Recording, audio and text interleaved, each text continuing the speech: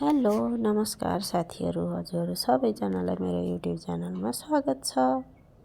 अगाडि नै यो हजुरहरूले पनि अन्डा करीको लागि केही रेसिपीहरू माग्नु भएको थियो अगाडि, त्यो भएर मैले पनि अन्डा करीको रेसिपी हाल्दैछु।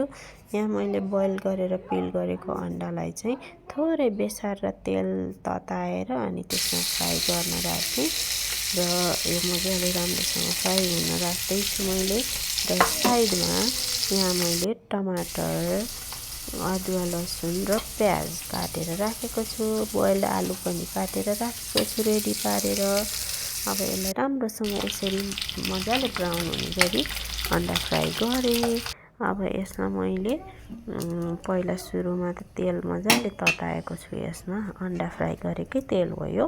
त्यसैमा प्याज हालिदिएँ।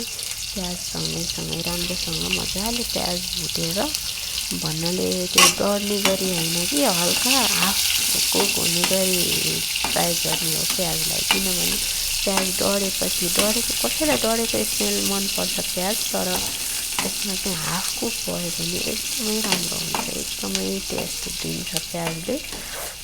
र अब यसमा बिस्तारै पाक्दै गर्छ। प्याजको टेस्ट पनि स्मेल पनि राम्रो आउँदैछ। थोरै बेसार पनि लगाइदिएँ मैले, त्यही तेलमै चाहिँ प्याज र तेलमै भुटिदिएँ। यसो गर्दाखेरि बेसारको कलर एकदमै राम्रो आउने र स्मेल पनि आउँदैन, काँचो स्मेल आउँछ नत्र माथिबाट हाल्दाखेरि। त्यसमा अदुवा लसुन पनि मैले भुटिदिएँ। अदुवा लसुन भुट्दाखेरि पनि त्यसरी नै ताँसिँदै जान्छ, चलाउँदै गर्नुपर्छ। अदुवा लसुन नताँस्ने भाँडामा पनि राम्रो हुन्छ, तर यो ताँस्यो भने राम्रो मिठो स्मेल आउँछ कि डढेको हल्का थोरै ब्राउन हुन्छ नि, अनि त्यसको स्मेल राम्रो आउँछ, टेस्ट राम्रो आउँछ। सँगसँगै मैले हरियो खोर्सानी काटेर हालिदिएको छु 2टा। र अब टमाटर पनि हालिदिन्छु यसैमा। टमाटर राम्रोसँग हालिसकेपछि राम्रोसँग चलाएर हाफ कुक हुने गरी चलाउने। धेरै टमाटर मात्रै ट्याक्क पाक्यो भने पनि टाँसिन्छ।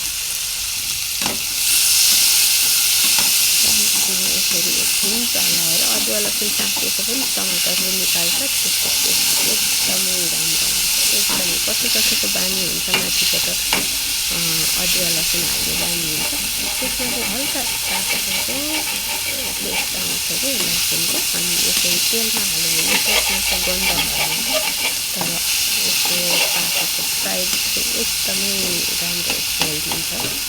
अदुवा लसुन पाकेर तेलमा फ्राई भइसकेकोले एकदमै राम्रो हुन्छ। र मैले बोइल्ड आलु पनि हालिसकेँ यहाँ। मजाले यसरी चलाइदिएँ। यसलाई मजाले राम्रोसँग चलाइदिएँ र हल्का तेल हुन्छ। टमाटरले गर्दाखेरि आलु म्यास हुन्छ। टमाटर सँगसँगै आलु म्यास भएपछि राम्रो देखिन्छ यो कलर, एकदमै मिठो कलर देखियो हेर्नुहोस् त।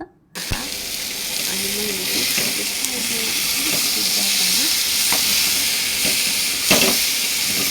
चाहिँ मैले गरम मसला राखेको छु। यो गरम मसला चाहिँ के भन्छ, मैले रेडिमेड युज गर्दिनँ होइन, रेडिमेड युज नगरेको भएर त्यस्तै लाग्छ।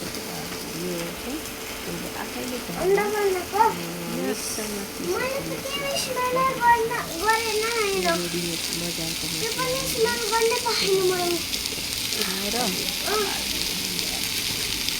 पप्पालाई मिठो हुन्छ यसको टेस्ट पनि।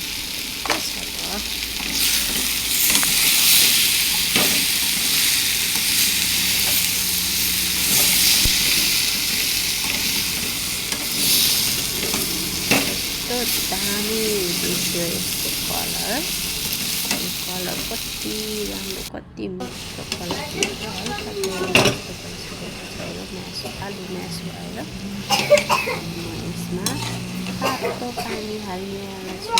तातो पानी हाल्यो भने टेस्ट राम्रो हुन्छ। चिसो पानी कहिले पनि नहाल्नु होला। तातो पाकिरहेको खानेकुरामा कहिले पनि चिसो पानी हाल्नु हुँदैन। टेस्ट बिगार्छ त्यसले। टेस्ट अलि टी-सर्ट पनि ल्याइदिएको छ त मैले, हाल्यो भने चाहिँ एकदमै मिठो हुन्छ। कहिले पनि तरकारीहरूमा झोल हाल्दाखेरि चिसो पानी नहालेको राम्रो। तातो पानी हाल्दाखेरि मिठो हुन्छ। अब यसरी गरिसकेपछि माथिबाट अन्डा पनि हालिदिएँ मैले। अन्डा अघि फ्राई गरेको अन्डा यसमा मिलाइदिएँ।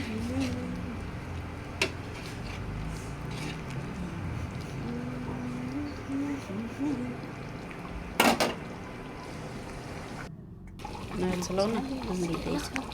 यसको कलर हेर्नुहोस् त कस्तो राम्रो भयो। रेडिमेड बजारको मसला हाल्दाखेरि रातो देखिन्छ तरकारीको कलर, तर घरको आफूले बनाएको होममेड मसला बनायो भने तरकारीको कलर यस्तो देखिन्छ। यति राम्रो छ यो, यति स्मेल यस्तो मिठो आइरहेको छ यसको। यो चाहिँ गरम मसला आफूले घरमा बनाएको भएर कलर अलिकति ब्राउन देखिन्छ, तर एकदमै मिठो हुन्छ। चिल्लो कम, अनि त्यसपछि मसला होममेड हो। नुन पनि आफूलाई जति चाहिन्छ त्यति हाल्ने। अब खानको लागि रेडी भइसक्यो। हेर्नुहोस् त कस्तो राम्रो देखियो। आहा,